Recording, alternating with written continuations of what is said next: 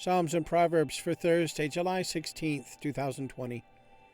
Psalm 25, New King James, a plea for deliverance and forgiveness, a psalm of David. To you, O Lord, I lift up my soul. O my God, I trust in you. Let me not be ashamed.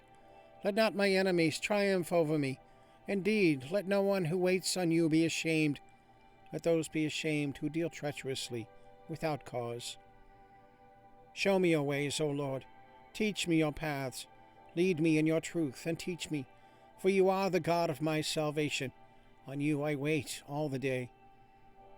Remember, O Lord, your tender mercies and your loving kindnesses, for they are from of old.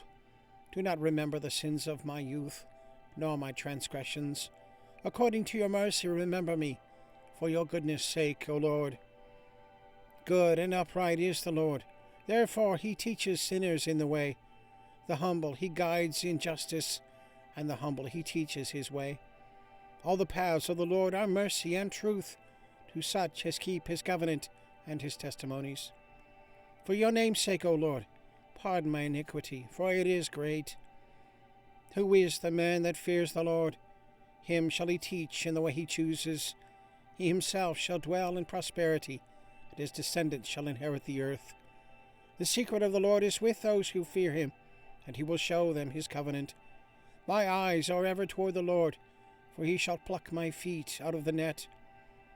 Turn yourself to me, and have mercy on me, for I am desolate and afflicted. The troubles of my heart have enlarged. Bring me out of my distresses. Look on my affliction and my pain, and forgive all my sins. Consider my enemies, for they are many, and they hate me with cruel hatred. Keep my soul and deliver me. Let me not be ashamed, for I put my trust in you. Let integrity and uprightness preserve me, for I wait for you. Redeem Israel, O God, out of all their troubles. Proverbs 5, New King James, the Peril of Adultery. My son, pay attention to my wisdom. Lend your ear to my understanding, that you may preserve discretion, and your lips may keep knowledge. For the lips of an immoral woman drip honey, and her mouth is smoother than oil. But in the end she is bitter as wormwood, sharp as a two-edged sword. Her feet go down to death, her steps lay hold of hell. Lest you ponder her path of life, her ways are unstable, you do not know them. Therefore hear me now, my children, and do not depart from the words of my mouth. Remove your way far from her, and do not go near the door of her house, lest you give your honor to others, and your years to the cruel one.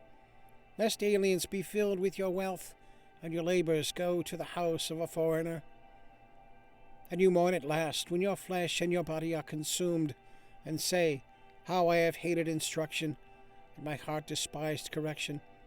I have not obeyed the voice of my teachers, nor inclined my ear to those who instructed me. I was on the verge of total ruin, in the midst of the assembly and congregation. Drink water from your own cistern, and running water from your own well. Should your fountains be dispersed abroad, streams of water in the streets, let them be only your own, and not for strangers with you. Let your fountains be blessed, and rejoice with the wife of your youth. As a loving deer and a graceful doe, let her breast satisfy you at all times, and always be enraptured with her love. For why should you, my son, be enraptured by an immoral woman, and be embraced in the arms of a seductress? For the ways of man are before the eyes of the Lord. He ponders all his paths. His own iniquities entrap the wicked man. He is caught in the cords of his sin. He shall die for lack of instruction. In the greatness of his folly he shall go astray. All right, and the links are there if you want to check that out. So give it a thumbs up and click subscribe. And leave a comment, question, prayer request. Love to hear from you. So have a good day. God bless. We'll see you tomorrow.